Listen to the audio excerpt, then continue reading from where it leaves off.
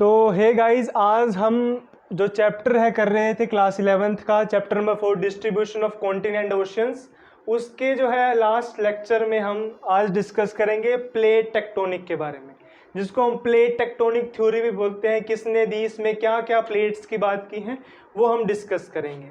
ठीक है, तो बोलते हैं प्लेट टेक्टोनिक की बात करते हैं। Since the advent of the concept of sea floor spreading, the interest in the problem of distribution of ocean and continent was revised. It was in 1967 Mackenzie and Parker ये दो बंदे and also Morgan individually collected the available idea and come out with the another concept terms, जिसको क्या बोला, plate tectonics. बोलते हैं कि ये जो अब आपकी प्लेट टेक्टोनिक थ्योरी है ना, इसमें कुछ अलग बात नहीं है। ये जो हमारे कैंजी और पार्कर और हमारे मॉर्गन हैं, इन्होंने जो है हमारी कॉन्टिनेंटल ड्रिफ्ट थ्योरी और सी फ्लोर स्प्रेडिंग थ्योरी, इन्हीं के आइडिया लेकर और अपना कुछ कॉन्सेप्ट डाल के हमारी प्लेट टेक्टोनिक थ्योरी दी है। तो इन्होंने पूरी थ्योरी कब दी, हमारी 1967 में। पहले जो है कैंजी और पार्कर ने दी, उसके बाद जो है हमारी मॉर्गन ने इंडिविजुअली कुछ आइडिया, कुछ डाटा कलेक्ट करके इस थ्योरी को बनाया और थ्योरी का नाम दिया हमारा प्लेट टेक्टोनिक। अब पहले हम समझते हैं कि प्लेट क्या होती है, टेक्टोनिक प्लेट क्या होती है, पहले हम ये समझते हैं। तो इसको हम बोलते हैं लिथोस्फेरिकल प्लेट। ठीक है, लिथोस्फेयर की जो प्लेट होती है उसे हम लिथोस्फेरिकल प्लेट को हम बोलते हैं tectonic plate. Is a massive irregular shaped slab of solid rock generally compressed of both continental and oceanic lithosphere. Plate move horizontally over the asthenosphere as a rigid unit.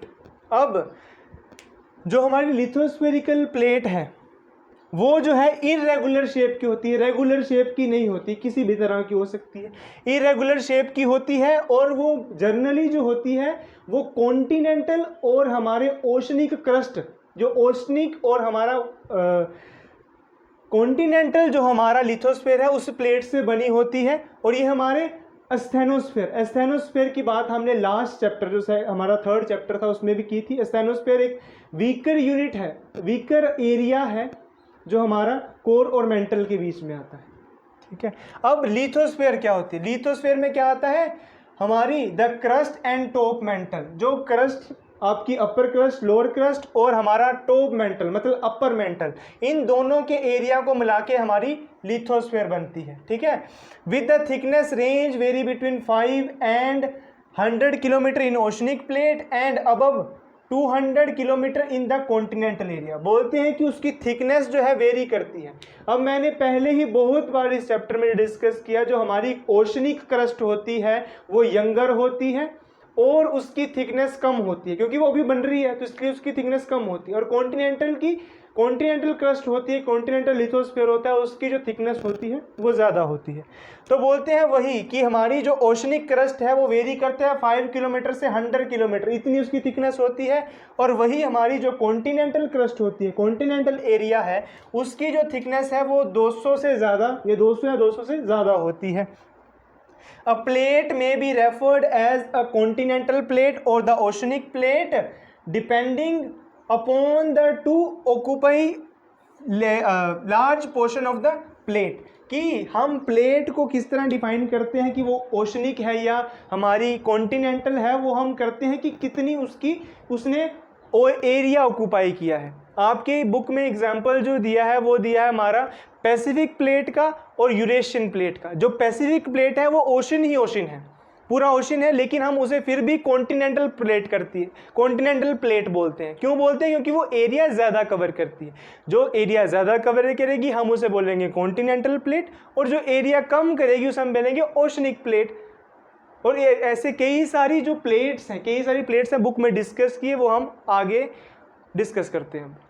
अब हम आगे देखेंगे कि कुछ हमारी मेजर प्लेट है और कुछ माइनर प्लेट है।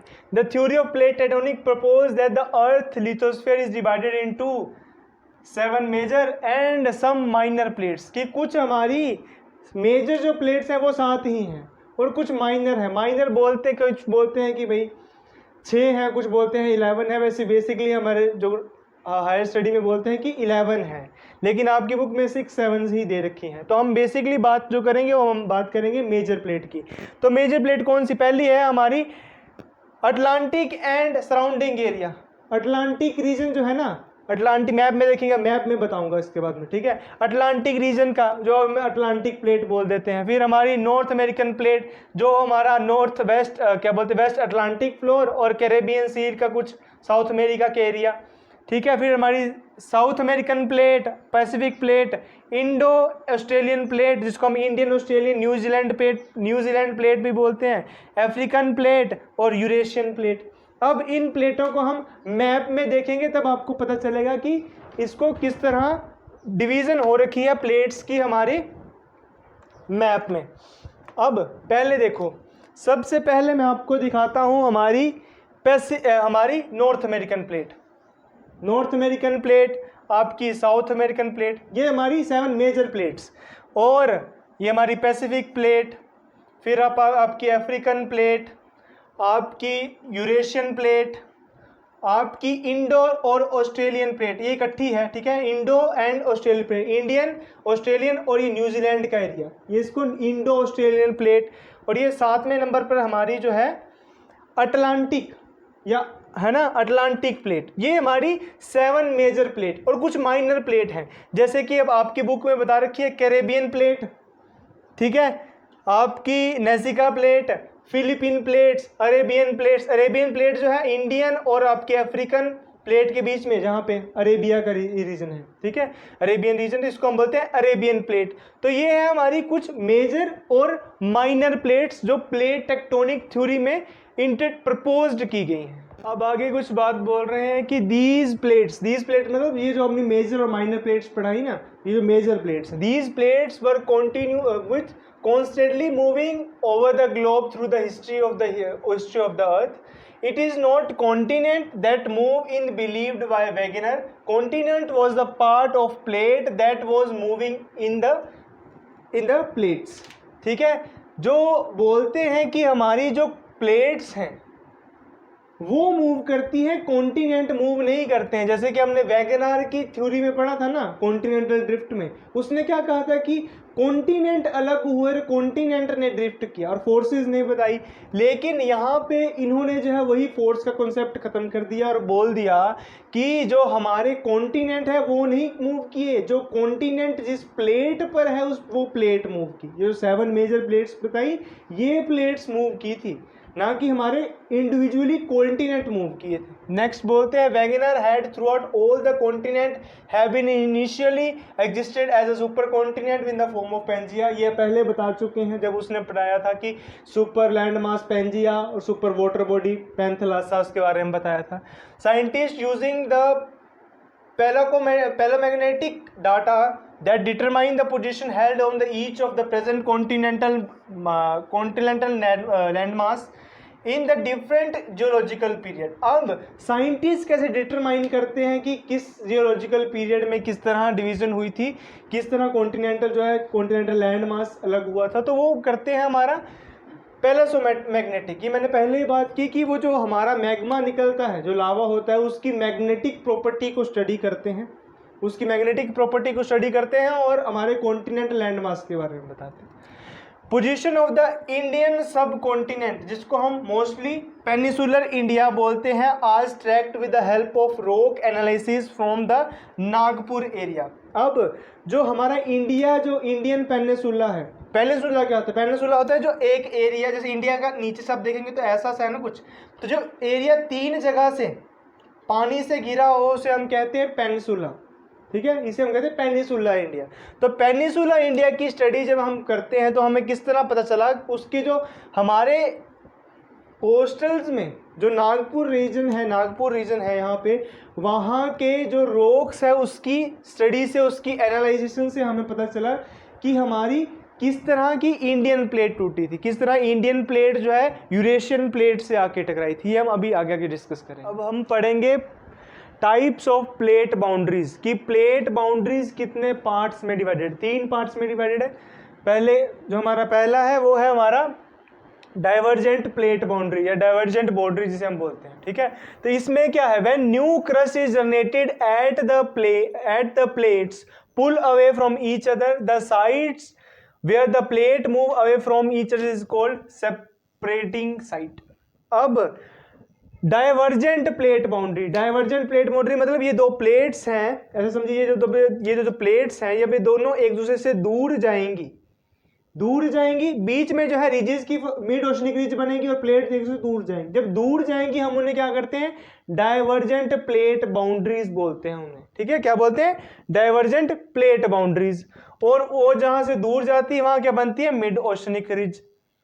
और ये हमें एक एग्जांपल दे रखा है कि जो हमारा अमेरिकन प्लेट है वो सेपरेट हुई कहां से, यूरेशियन और अफ्रीकन प्लेट से। अब कन्वर्जेंट बाउंड्री, डाइवर्जेंट में एक दूसरे से दूर जा रही थी, कन्वर्जेंट में वो एक दूसरे के पास आएंगी, कन्वर्ज करेंगी, वो होती है कन्वर्जेंट प्लेट बाउंड्री, जिसे हम कन्वर्जेंट बाउंड्रीज बोलते हैं। Where the crust is destroyed and one plate divide under the another, the location where the sinking of the plate occur is called subjacent zone। जहां पे जो प्लेट दोनों मिलती हैं उस एरिया को क्या बोलते हैं, सबजुकेंट जोन। और ये तीन प्रकार से कन्वर्ज करती है, एक तो ओशन और कॉन्टिनेंटल प्लेट आपसे आपस में कन्वर्ज करेंगी, एक दूसरे से मिलेंगी। फिर आपकी ओशनिक एंड ओशनिक प्लेट, दो ओशनिक प्लेट्स मिल सकती हैं, वैसे ही दो कॉन्टिनेंटल प्लेट मिल सकती है। ये था आपका डाइवर्जेंट प्लेट बाउंड्रीज और कन्वर्जेंट प्लेट बाउंड्रीज। तो हमारी जो तीसरी जो प्लेट बाउंड्री है वो है हमारी ट्रांसफर बाउंड्री। ट्रांसफर बाउंड्री में क्या होता है, basically when the chest is neither produced nor destroyed as the plates slide horizontally past each other, transfer faults are the plane of separate generally perpendicular to mid oceanic ridge। इसमें क्या होता है, पहले तो क्या हो रही थी, एक जो है कन्वर्ज कर रही थी, एक में डाइवर्ज कर रही थी। इसमें क्या होती है, अब हर बार तो ऐसा नहीं होगा कि दोनों ये कन्वर्ज करेगी या डाइवर्ज करेगी। इसमें क्या होता है, दो प्लेट्स जो हैं, हमारी दो प्लेट्स हैं वो हॉरिजॉन्टली स्लाइड करती हैं, एक दूसरे के स्लाइड करती है पैरेलल, ठीक है। वो पैरेलल टू आपके perpendicular to mid oceanic ridge वो मूव कौन करती है। As the eruption do not take all along the entire crest at the same time there is a differential movement of position of the away from the axis of the earth. अब जो movement of eruption है वो same नहीं होती, तो जो हमारी differentiation आती है मूवमेंट में, वो एक्सिस के अलोंग प्लेट जो है वो हर बार डिफरेंटली मूव करती है। Also the rotation of the earth has its affection the separation block of the plate portion. आगे है रेट ऑफ प्लेट मूवमेंट, की रेट ऑफ प्लेट मूवमेंट क्या था, the strips of normal and reverse magnetic field that parallel to the mid oceanic ridge help scientists determine the rate plate movement। These plate vary considerably, ठीक है। बोलते हैं कि जो हमारी प्लेट मूवमेंट हो रही थी, कन्वर्जेंट डाइवर्जेंट ट्रांसफॉर्म, तो उसमें जो साइंटिस्ट को डिटरमाइन करने में आसानी होगी कि जो हमारी प्लेट मूवमेंट्स हैं, जो हमारी प्लेट्स मैंने पढ़ाई ना, मेजर प्लेट्स, 7 प्लेट्स, वो किस तरह से मूव कर रही हैं उसके बारे में बताया। तो एक आर्टिक रिज के बारे में बताया गया है कि वो जो स्लोएस्ट रेट है उसका, सबसे स्लोएस्ट रेट है, कितना रेट है उसका, less than 2.3 centimetre per year वो मूव करती है। 2.5 सेंटीमीटर पर ईयर जो है वो प्लेट मूव करती है। और एक और plate, and the East Pacific Rise near Easter Island, the southern Pacific about 3400 kilometre west of the Chile has fastest rate. जो पैसिफिक, जो हमारा साउथ पैसिफिक, जो ईस्टर्न आइलैंड है, ईस्टर्न पैसिफिक राइज है, उसकी जो मूवमेंट है सबसे ज़्यादा है, और सबसे ज़्यादा कितनी है हमारी, 15 सेंटीमीटर पर ईयर। इसलिए पैसिफिक ओशन का साइज जो है आज भी बोलते हैं कि इंक्रीज कर रहा है, किस कारण से, और आर्टिक ओशन का जो पैसिफिक ओशन का साइज है वो इंक्रीज कर रहा है, और रेट ऑफ इंक्रीज ऑफ कितना है, 15 सेंटीमीटर पर ईयर। अब हम आगे देखेंगे फोर्स, कि फोर्स कौन सी थी, प्लेट मूवमेंट्स की, जिस कारण से प्लेट मूवमेंट की। अब जब वैगनार ने बताई थी कॉन्टिनेंटल ड्रिफ्ट थ्योरी में, तो वो फंसा कहाँ पे था, जब फोर्स बताने की बात आई जी, बॉल्विंग फोर्स है, टाइडल फोर्स है, वहां पे फंस गया। अब वही बात है, at the time of Wegener proposed his theory continental drift, most scientist believe that earth was solid motionless body. जब वैगनार ने ये थ्योरी बताई थी और उसमें कहा था कि पोल फ्लिंग फोर्स है जी, टाइडल फोर्स है जिस कारण से कॉन्टिनेंट मूव किए, तो तब जो साइंटिस्ट क्या मानते थे कि जो हमारी अर्थ है वो एक सॉलिड स्फीयर है और मोशनलेस है। वो सॉलिड है और मोशनलेस है। उसे नहीं पता था कि अंदर जो है कुछ मोल्टन स्टेट में भी जो लावा मैग्मा है वो भी पाया जाता, तब उन्हें नहीं पता था।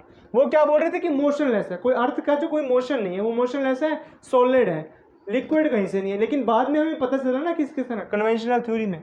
तो however concept of sea floor spreading and the unfilled theory of plate tectonic have emphasized that the surface of the earth and the interior are not static and motionless but are dynamic। अब जैसे ही हमारी plate tectonic theory आई, तो plate tectonic में क्या बात आई कि जो हमारी अर्थ है वो मोशनलेस नहीं है, मोशन तो है, और उसका इंटीरियर जो है वो स्टैटिक नहीं है, सॉलिड नहीं है, स्थिर नहीं है, स्टैटिक नहीं है। वो क्या है, हमारा हाईली डायनेमिक है, वो चेंज होता रहता है। ठीक है, जो कि मैंने कन्वेंशनल में पहले ही बताया कि rising limb of convection current, ठीक है, descending limb of convection current, कि किस तरह जो है लावा ऊपर को आ रहा है, ऊपर को फोर्स लगा रहा है, प्लेट्स मूव कर रही है, रिजिस की फॉर्मेशन हो रही है। ये कैसे था, जो अंदर की जो मोल्टन स्टेट था उसी की मूवमेंट के कारण हमारे कन्वेंशन जो करंट मूव कर रहे थे उसी के कारण हो रहा था ना। तो आगे देखते हैं। अब बोलते हैं the fact that the plate moves is now as well accepted fact. ये जो आज के समय है कि प्लेट मूव करती है, ये बहुत ही बढ़िया और एक्सेप्टेड फैक्ट है आज के समय में। The mobile rock breath the ridge plate is believe to be move in the circular manner. The heated material rise the surface spread and begin to cool and then sink back into the deeper depth. वही बात कि जैसे ही convention current जो हमारा magma है ऊपर को आया, ऊपर उसने फोर्स लगाई, प्लेट जो है मूव की तो कहीं पे ट्रेंचेस बनाएगी, कहीं पे मिड ओशनिक रीच बनेगी। ठीक है, वही बात है कि वो पहले स्प्रेड हुई, बिगेन ऊपर को आई, ऊपर आके कूल डाउन हुई, फिर सिंक हुई। ये प्रोसेस जब चलता रहता है, the cycle is repeated over and over generate what scientific call the conventional cell और कन्वेंशनल फ्लो। जब ये ऊपर जाना, ठंडा होना, फिर सिंक करना, जब ये बार बार प्रोसेस चलता रहता है, तो साइंटिस्ट ने इसको क्या नाम दिया, कन्वेंशनल सेल या कन्वेंशनल फ्लो। और ये जो हीट थी, वो हीट हमारी दो सोर्स थी, मेन जो है दो सोर्स थे। क्या सोर्स थे हीट के, एक थी हमारा रेडियो एक्टिव डिके, जो रेडियो एक्टिव सब्सटेंस का रेजिड्यूल बच जाता है, डिके हो जाता है, उसी से हीट प्रोड्यूस हो रही थी। दूसरा है रेजिड्यूल हीट से जो है हमारी हीट प्रोड्यूस हो रही थी, जो कि हमारी प्लेट मूवमेंट की फोर्स को डिफाइन कर रही थी। आगे बोलते हैं, ऑर्थर होम first considered this idea in 1930s which later influenced Harry Hess thinking about sea floor spreading. यही जो हमारा प्लेट मूवमेंट की बात की, जब ये बात पहले जो ऑर्थर होम्स ने इस बारे में बात की 1930s में, बाद में इस बात ने इन्फ्लुएंस किया किसको, हैरी हेस ने, जिसने कि सी फ्लोर स्प्रेडिंग के बारे में सोचने के बारे में सोचा। और बाद में the slower movement of the hot soften mental that lies below the ridge plate is driven by behind the plate movement. तो क्या थी प्लेट मूवमेंट, कौन सी फोर्स थी, वही फोर्स थी जो slow movement of hot soften mental थी under ridge के प्लेट के नीचे, वही ड्राइव कर रही थी किसको, हमारी कॉन्टिनेंट्स को, और प्लेट मूवमेंट इसी के कारण हो रही थी। अब हम इस चैप्टर का distribution of ocean and continent का लास्ट टॉपिक, कि हमारे जो मूवमेंट ऑफ इंडियन प्लेट कैसे हुई, इंडियन प्लेट कैसे एशियन प्लेट से आके टकराई, जो हमारी इंडो प्लेट थी वो कैसे यूरेशियन प्लेट से आके टकराई, ये पढ़ेंगे। अब ये लास्ट टॉपिक है। ये वैसे बुक में बहुत डिटेल में दे रखा है, लेकिन मैंने इसको शॉर्ट में आपके लिए, ताकि आपको बेसिक जो पता चल जाएगी कैसे कैसे शिफ्टिंग हुई है वो पता चल जाए। ठीक है, the Indian plate include peninsular India and Australian continent portion. आपको पता है कि इंडो ऑस्ट्रेलियन प्लेट बोलते हैं, इकट्ठा बोलते हैं ना। जो 7th मैंने प्लेट बताई थी इंडो ऑस्ट्रेलियन प्लेट, इकट्ठा बोलते थे हम उसे। तो जो हमारी पैसिफिक इंडिया और इंडियन कॉन्टिनेंट था, जो हमारा इंडो ऑस्ट्रेलियन प्लेट बोला जिसे हमने, the subjugate zone along the Himalayas form northern plates boundary and form the continent convergence. अब इंडियन एक कॉन्टिनेंटल प्लेट, ऊपर यूरेशियन एक कॉन्टिनेंट प्लेट है। मैं आपको ये जो बुक में फिगर दी है ना इसमें समझाता हूँ, ठीक है। ये जो बुक में फिगर दी है इसमें इंडिया इस तरह मूव कर रही है, आपका यूरेशियन प्लेट या आपका इंडियन प्लेट। इंडियन प्लेट कैसे यूरेशियन प्लेट से टकराई, वही बात कर रहा हूँ, ठीक है। ये जो बीच का रीजन है जहाँ पे ये सी दिख रहा है, जिसको हम आज इंडियन ओशन बोलते हैं, तैथीस सी था। क्या था? तैथीस सी, ठीक है। तो यहाँ देखिए क्या बोलते हैं कि जो कॉन्टिनेंट और कॉन्टिनेंट, दोनों कॉन्टिनेंट थे, दोनों कॉन्टिनेंट एक दूसरे के साथ टकराए और कन्वर्जन हुई। कन्वर्जन से क्या हुआ वो आगे देखते हैं। India was large island situated off the Australian coast of vast India। मैंने पहले कहा तो वास्ट ओशियन था, उसमें जो है इंडियन सिचुएटेड था ऑस्ट्रेलियन कोस्ट में, और ऑस्ट्रेलियन कोस्ट में कहा? तैथीस सी में। तैथीस सी में जो मैंने आपको बता दिया फिगर में, Asian continent till about 225 million ago जो था वो वहाँ पे था। और किसका पार्ट था? हमारा पेंजिया का। किसका पार्ट था? पेंजिया का पार्ट था। India was supported to have started off northern word journey, अपनी नॉर्थ वर्ड को जर्नी ऐसे कैसे स्टार्ट की, कब स्टार्ट की उसने? 200 million year ago, 200 million year ago उसने जो है अपनी जर्नी स्टार्ट की। और टूटा कहाँ से? हमारा पेंजिया से, जो लार्ज सुपर, जिसको सुपर कॉन्टिनेंट बोला था, लार्ज लैंड मास था, उससे टूटा और ब्रोक डाउन होके कब चला? नॉर्थवर्ड साइड को चला। इंडियन कोलाइड विद एशिया, जिसको मैं बोलता हूँ Eurasian plate, Indo plate Eurasian से कब टकराई? 40 to 50 million year ago. Rapid upliftment of Himalaya, वही मैंने पहले बोला कि कॉन्टिनेंट और कॉन्टिनेंट जब कन्वर्ज हुए तो हमारी जो है हिमालयन की फॉर्मेशन हुई, हिमालयाज की फॉर्मेशन हुई, ठीक है। और this started somewhere around 60 million year ago and continues to form long period of time. और ये जो है हिमालय की फॉर्मेशन हुई तो ये जो हुई 16 मिलियन ईयर को स्टार्ट हुई। और साइंटिस्ट क्या मानते हैं कि आज के समय भी हिमालयंस की जो हाइट है वो इंक्रीज कर रही है। किस कारण से? क्योंकि जो कॉन्टिनेंट और कॉन्टिनेंट की कन्वर्जन हुई उसमें जो है एक, आपको पता है, एक जो है आपकी अपलिफ्ट कर जाती है, एक जो है आपकी अपलिफ्ट करती है और अपलिफ्ट करती रहती है जब तक पूरी जो हमारी प्लेट्स है वो मर्ज ना हो जाए, ठीक है, क्योंकि कन्वर्जन हो रहा था। तो this is all about how Indian plate move, कि इंडियन प्लेट किस तरह मूव हुई। तो इस चैप्टर में हमने बेसिक पढ़ लिया कि हमारे ओशियन किस तरह बने हैं, हमारे जो है 7 कॉन्टिनेंट किस तरह बने, किस तरह लैंड मास से टूटा वो। पहले हमने continental drift theory, sea floor spreading theory, plate tectonic theory, इन सभी के एविडेंसेस प्रूवन, सभी को डिटेल में स्टडी किया है। With this we have completed our chapter, जो था chapter number 4, distribution of ocean and continents.